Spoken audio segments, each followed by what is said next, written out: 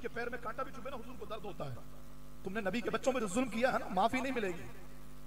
तुमने आले रसूल पर जो जुल्म ढाए हैं, तुमने जो उलमा पर जुल्म ढाए हैं, माफी नहीं मिलेगी और हर एक से हिसाब होगा। कुफ्र जिस नूरानी पैगाम को खत्म करने की पूरी कुव्वत लगाकर कोशिशें कर रहा है, साजिशें कर रहा है, कुरान का ऐलान देखो, अल्लाह फरमाता है वो पूरी कोशिश करेंगे कि अल्लाह के नूर को अपनी फूकों से बुझा दे।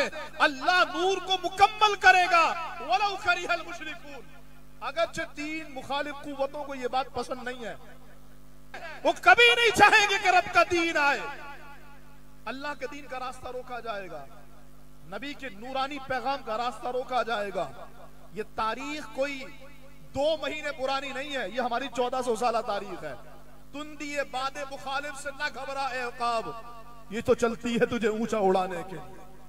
ये हालात परेशान कुन जरूर है, लेकिन मुझे बताओ हालात आज ज्यादा खराब है या करबला में ज्यादा खराब थे?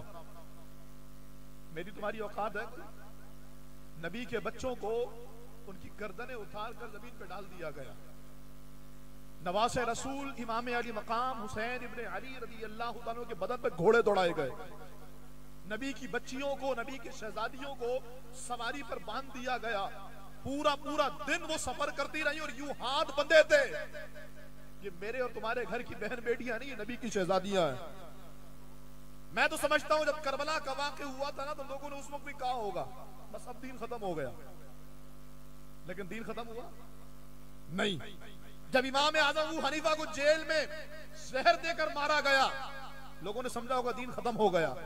जब मोहम्मद बिन कासिम को, जो आपके सिंध में इस्लाम लेकर आया, वो 17 साल नौजवान बेदर्दी के साथ शहीद कर दिया गया, लोगों ने समझा दीन खत्म हो गया।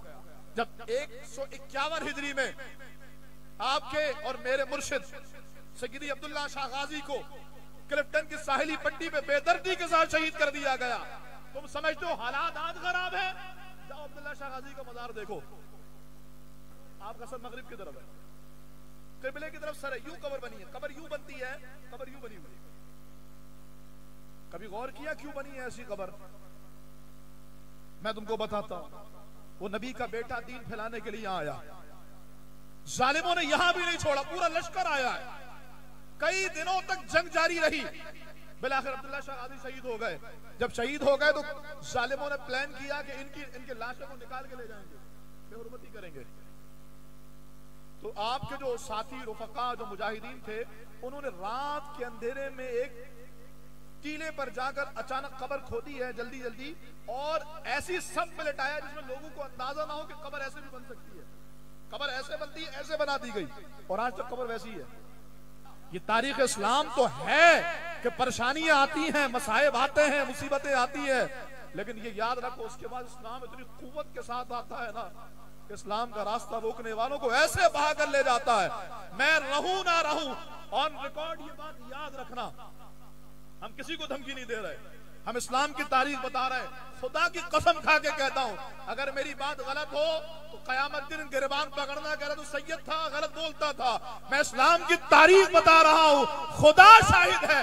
वो वक्त आने वाला है कि दीन इतनी कुव्वत के साथ आएगा कि इस्लाम का रास्ता रोकने वालों को रोन कर रख दिया जाएगा। उम्मती के पैर में कांटा भी चुभे ना, हुजूर को दर्द होता है। तुमने नबी के बच्चों में जो जुल्म किया है ना, माफी नहीं मिलेगी। तुमने आले रसूल पर जो जुल्म ढाए हैं, तुमने जो उलमा पर जुल्म ढाए हैं, माफी नहीं मिलेगी और हर एक से हिसाब होगा। अल्लाह मेरे पाकिस्तान को आबाद रखे, इसके खैर खाओं की खैर फरमाए। वो दिन आने वाला है जब इस्लाम पूरी कुव्वत के साथ आएगा और ऐसी पावर दिखाएगा कि इस्लाम दुश्मन कुव्वतों के होश उड़ जाए।